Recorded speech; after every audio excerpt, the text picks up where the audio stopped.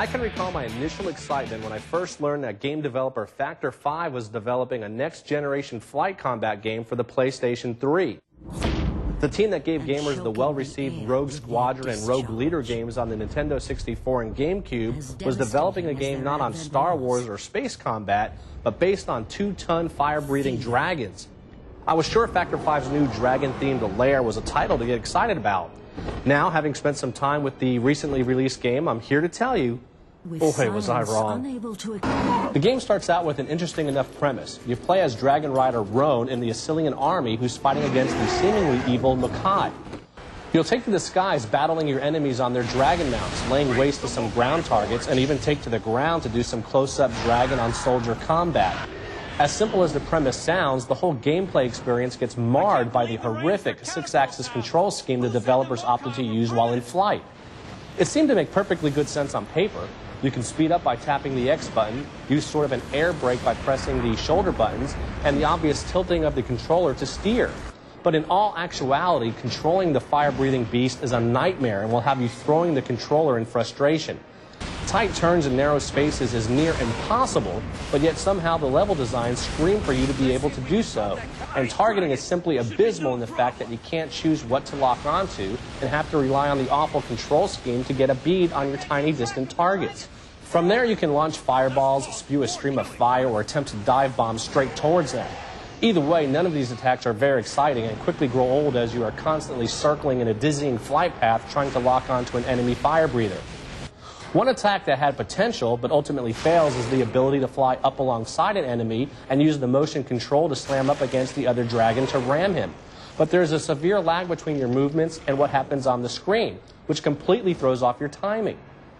Some missions will have you assaulting ground targets, but again, the poor lock-on system will have you constantly targeting the wrong item like ground pounders or other obstacles. And given the poor flight controls, having to turn around to line up your attack again becomes much more of a hassle than it should be. Having the ability to do a quick 180-degree turn is nice, and you can do so with a quick upward tilt of the controller, when it worked, which wasn't very often. The only thing saving this title from being a complete failure is the ability to land your dragon on the ground and do battle. Here the control scheme makes use of the 2 analog sticks as you would expect, and you now can trample enemy soldiers, heat them up with your incendiary breath, or perhaps take in a light snack. Of course, you will need to eventually take back to the skies and let the horror begin all over again. There are some moments in the game where it shows hints of what could have been, like fight mode that lets you go claw to claw and button mash your way to victory, or some context-sensitive action where your hero leaps off his dragon to attack another. The game does score high marks for the graphics and presentation. It's probably one of the better-looking games currently on the PS3. But what could have been, what should have been a flagship title for Sony instead became a prime example of what happens when a developer puts presentation over gameplay.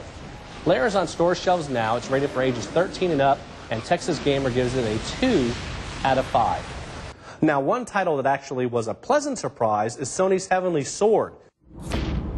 When first shown, comparisons to Sony's own God of War were inevitable. Keep in mind, that's not a bad thing. HeavenlySword is basically a hack-and-slash title with a few puzzles and other gameplay elements added in for variety. The best part is none of these other gameplay elements feel tacked on. They all blend seamlessly into the terrific storyline.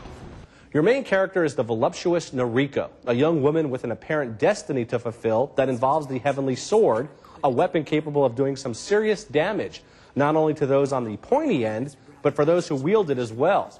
The main villain in the game is King Bohan, and he wants the sword all for himself. So it's up to Noriko to defend her clan with a little help from her father and the pixie-like archer Kai.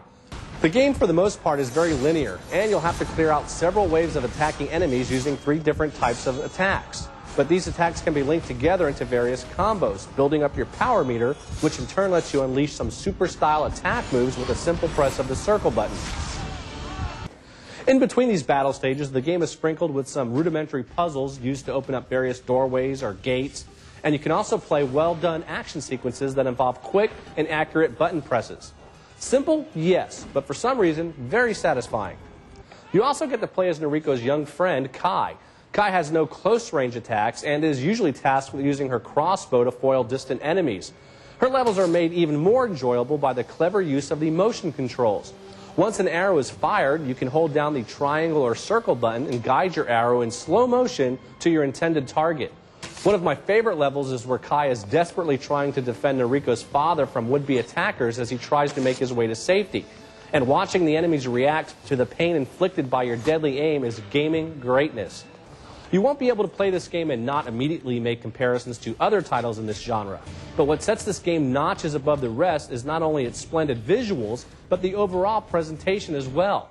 With great voice acting, fleshed out characters, and some of the best animated lip sync I've ever seen in a game. Without me, they will perish.